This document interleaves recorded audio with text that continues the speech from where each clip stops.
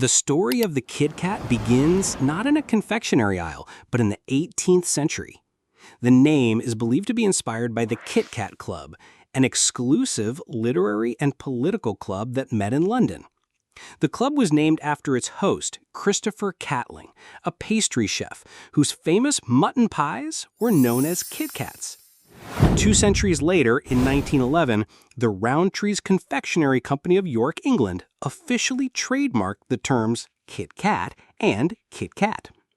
This was a foresighted move, but the names were not immediately used for the bar we know today. It was in the 1920s that Rowntree's first used the name on a product, a brand of boxed chocolates called Kit Kat.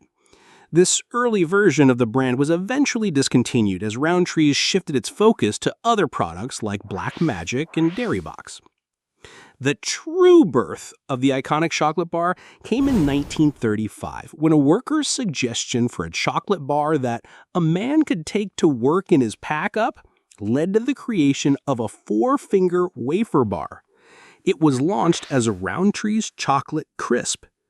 2 years later, in 1937, Rowntree's finally fused its existing trademark with the new product, officially renaming it the Kit Kat Chocolate Crisp. It wasn't until after World War II in 1949 that the chocolate crisp part of the name was dropped and the bar became simply Kit Kat.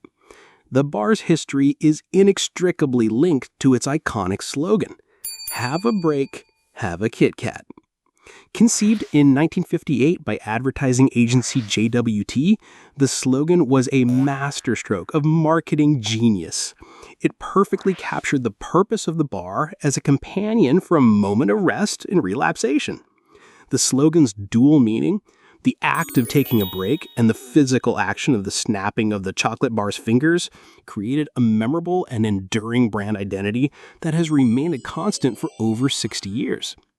The true mark of the Kit Kat's global success, however, is its incredible journey beyond the Commonwealth countries where it first found popularity.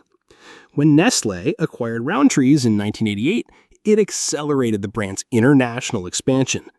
While Nestlé controls the brand globally, an interesting exception exists in the United States, where Hershey's holds a license to manufacture and sell Kit Kats. This has led to subtle differences in the product's taste and a completely different set of flavor innovations in the American market. Nowhere is the Kit Kat's cultural adaptation more evident than in Japan.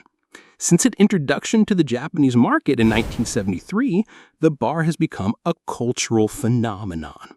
Its name, pronounced Kitogato, sounds remarkably similar to the Japanese phrase Kitogatsu, which translates to "you will surely win."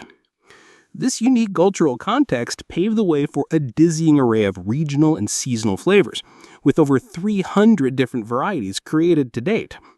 From matcha green tea and wasabi to sweet potato and soy sauce, Japan's Kit Kat flavors have become a form of edible tourism, celebrating local delicacies and the spirit of culinary adventure.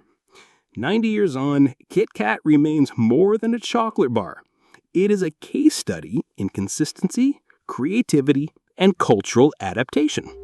You've been listening to Business Codex, where business history meets tomorrow's strategy. See you soon.